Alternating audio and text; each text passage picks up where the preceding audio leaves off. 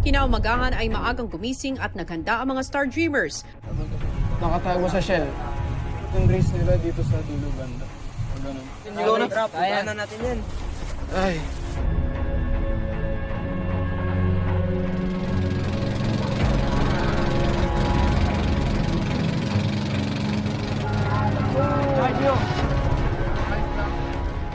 Pagdating sa Pilgrimage Island,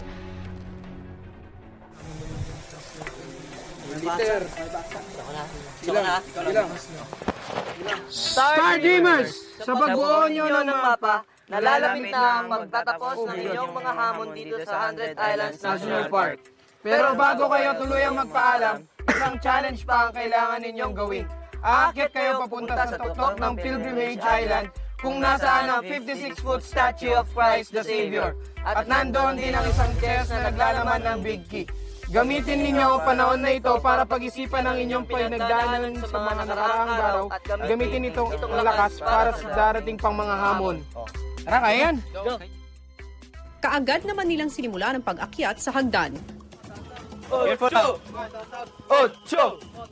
Kinakabahan na ako kasi sabi ko, akyat. Baka ano naman ako, sabihin nila, hinihingal ako, ganyan-ganyan. Pasok na tayo! 8! Ingat, matusok yan. 8! Yun, ayan na! Solid, ang ganda nito!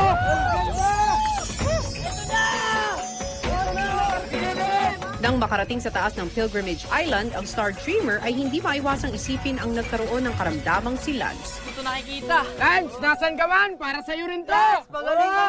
Let's do this for Lance! Let's do this for Lance. For Lance. Ganon.